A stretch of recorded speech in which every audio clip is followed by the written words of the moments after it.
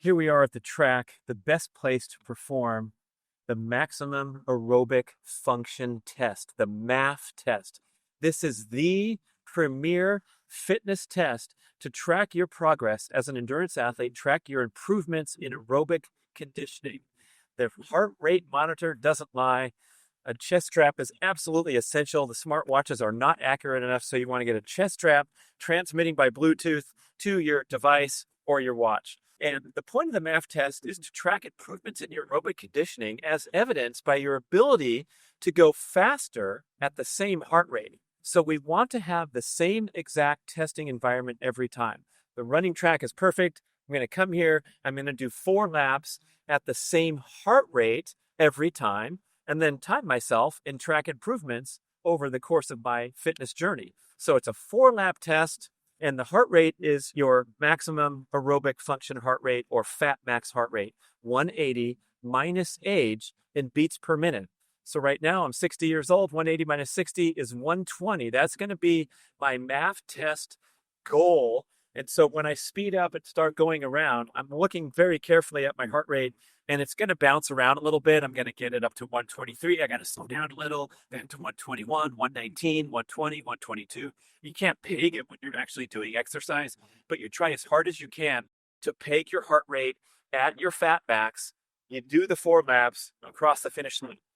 It's a very comfortably paced test because fat max is a very comfortable conversational pace. So it's not like a time trial where it's like, okay, today's the day we're going to see if we got in better shape or not. Ready, go. Because you can psych yourself up and go faster or go slower. It's not as indicative of your true state of aerobic conditioning where you're performing a sub-maximal fitness measurement. So I'm going to actually demonstrate it. We're going to go. I'm going to push the button for the start.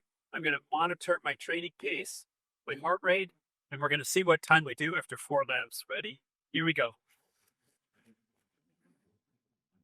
Not too exciting, not too sexy, not sprinting for the finish to try to beat my time.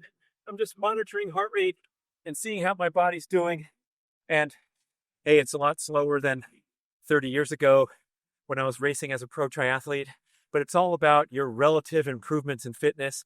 And also keeping yourself honest, because if you have a regression in your test performance, it can only be for 2 reasons, right? One of them is detraining. So you went on vacation, you sat on the beach, ate a lot of food. Hey, you lost a little fitness. The other one, the common one, is overtraining. So if you are fatigued and not recovering well from your training patterns, it's going to be revealed in your MAF test result. The heart rate monitor doesn't lie. I also want you to do this with the same conditions every time, like I said. So you come to the same track. We don't want to do it in pouring rain on a windy day. We want to have decent weather. We're going to have the same heart rate, the same 4 laps, and also perform the test when you're feeling good. Because if you had a bad night of sleep or you've been traveling, you're coming back, you drag yourself to the track, it's still an easy test. It doesn't require a lot of effort, but we want to be feeling optimal so that we can get an honest result and track that improvements over time. The MAF test, try it yourself anywhere. If you're not at a track or you do a different sport, you can do this on cardio machines. You can do it by cycling up the hill from the bottom to the 3rd house on the left, a 10-minute test. We want it to be at least around 10 minutes to get a true indication of your aerobic capacity.